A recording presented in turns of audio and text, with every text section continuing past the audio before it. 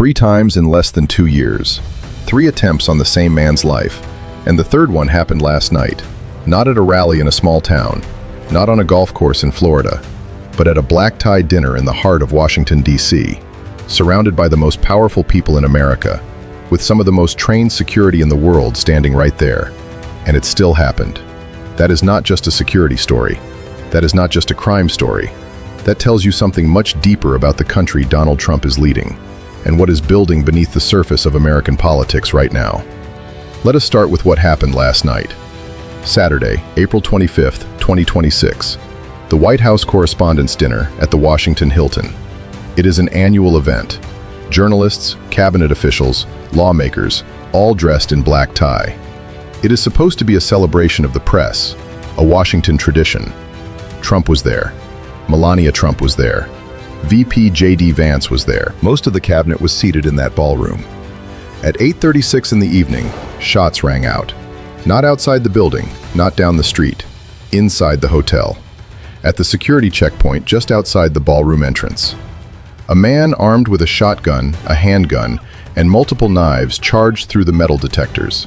He fired. A Secret Service agent was hit. The bullet struck the agent's chest, protected by a bulletproof vest. The agent survived. Trump was pulled off his seat and rushed out of the ballroom within seconds. Guests dived under tables. CNN's Wolf Blitzer was standing a few feet away when it happened. He said the shooter fired a very serious weapon at least 6 times. The sound echoed through the entire hall.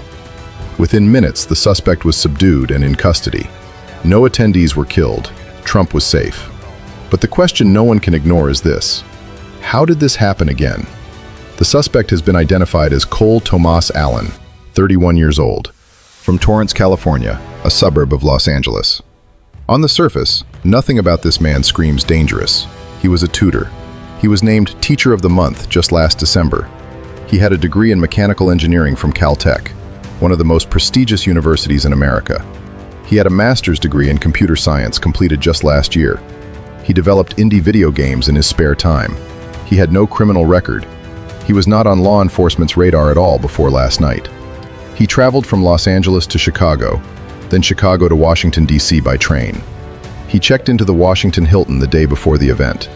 He was a guest at the same hotel where the dinner was being held. His 2 firearms were both legally purchased. A Maverick 12-gauge shotgun bought in August 2025. A semi-automatic pistol purchased in 2023. Both completely legal. Investigators found handwritten materials at the scene. They are now searching his phone and electronics. As of right now, no official motive has been confirmed. But Acting Attorney General Todd Blanche told CNN on Sunday morning that it does appear the suspect was targeting Trump administration officials. He said, and these are his words, "It appears he set out to target people who work in the administration, likely including the president. So we are looking at a 31-year-old engineer, a teacher, no record, no warning signs, who planned a trip across the country, checked into a hotel, and walked into one of the most high-profile events in Washington with multiple weapons." The question is not just who he is. The question is what kind of country produces this, 3 times over. Because this is not the first attempt, not even the second. This is the 3rd documented attack on Donald Trump since he entered the political arena. And each one follows a pattern that is becoming impossible to ignore. The first was July 13th, 2024, Butler, Pennsylvania, a campaign rally. Trump was on stage speaking when shots rang out. A 20-year-old named Thomas Matthew Crooks had climbed onto a rooftop just 150 yards from the stage. He fired with an AR-style rifle. 1 bullet grazed Trump's right ear. 1 bystander was killed. 2 others were critically injured. Secret Service killed Crooks at the scene. A Senate investigation that followed found serious failures in planning, in communication, and in leadership at the Secret Service. The rooftop Crooks used had been flagged as a potential security risk beforehand, and yet it was left unguarded. The second was September 15th, 2024, 2 months after Butler. Trump was playing golf at his West Palm Beach course. A man named Ryan Wesley Ruth had spent weeks planning the attack. He positioned himself in the bushes just outside the golf course perimeter. He had been hiding there for nearly 12 hours. He had an SKS rifle pointed through the fence. A Secret Service agent spotted the barrel of the gun in the shrubbery before Ruth could fire. He was arrested, later convicted on all federal charges, and sentenced to life in prison in February 2026, 2 months ago. And now last night, 3 attempts, 3 different locations, 3 different attackers, 3 completely different profiles.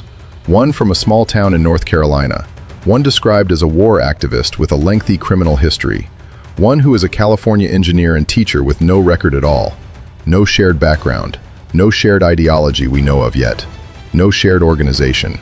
And that is the most alarming part.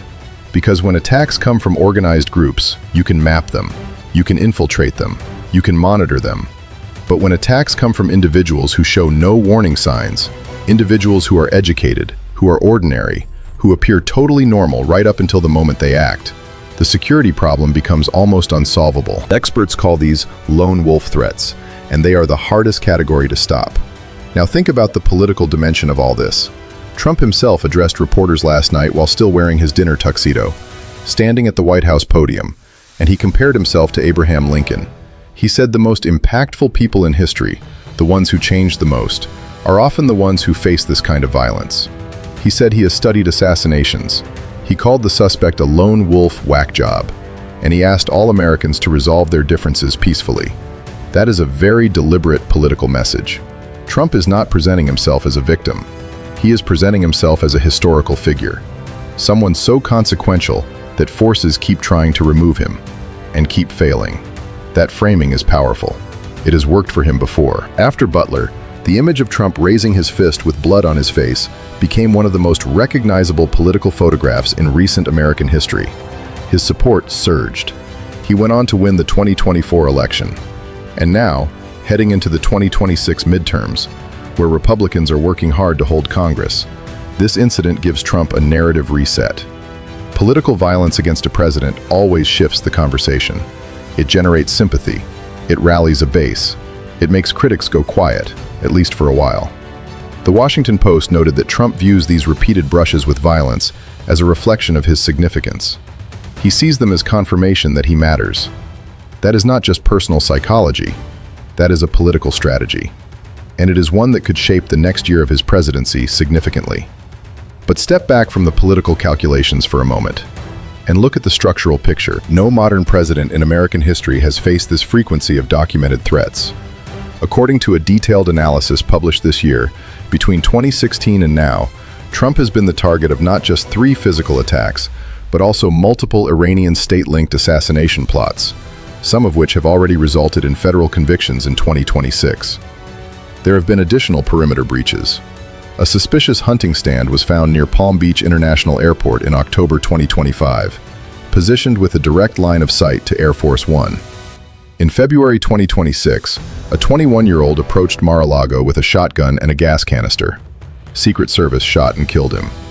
The Axios report puts it simply: no modern president has faced this many threats, not even close.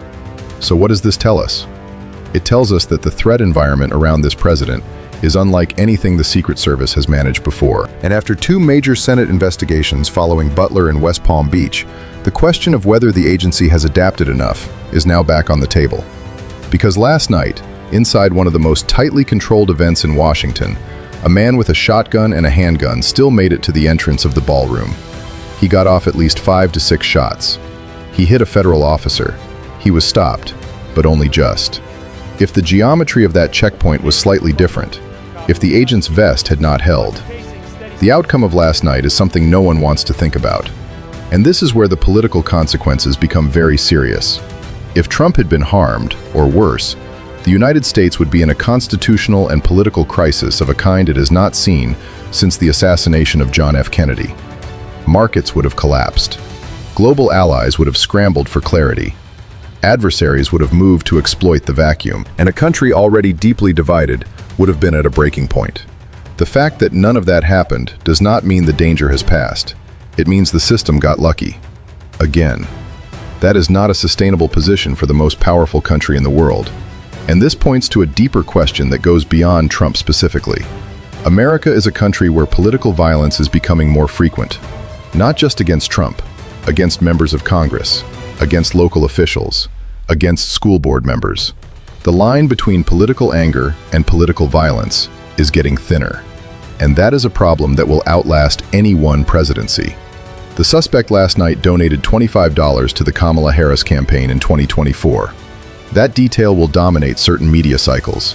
It will fuel political arguments on both sides, but it does not explain anything on its own. Motive is still under investigation, and drawing political conclusions before investigators are done is exactly the kind of thing that makes the problem worse. What we can say with certainty is this: 3 attacks, 3 survivors, but each one a little closer. Each one inside a tighter perimeter. Each one by someone who looked, on the surface, like a person no one would suspect. The pattern is not random. The pattern is telling us something about the state of the country. A country where the political temperature has been rising for years. Where trust in institutions is at historic lows. Where social media can turn personal frustration into a fully formed ideology in a matter of months. Where a man with no criminal record and 2 legally purchased firearms can walk into a Washington hotel and open fire on a security checkpoint, and where no one saw it coming. Donald Trump survived last night. He walked to the podium in his tuxedo and told the world he was fine. He praised the Secret Service. He called for peace, and then he went home. But the country he leads is not fine. The systems designed to protect him are being tested in ways they were never designed for. And the question being asked in security circles, in political circles, and in homes across America right now is not just whether Trump is safe. It is whether the institutions holding this country together are strong enough to survive what is clearly becoming a pattern. Because you can stop 1 attack. You can stop 2. But a society does not get to have 3 attempts on a sitting president in 2 years and call it a coincidence. At some point, the attacks stop being isolated incidents, and they start being a mirror, showing you exactly what is breaking, right beneath the surface. And if that mirror keeps getting closer, the reflection is going to be impossible to look away from.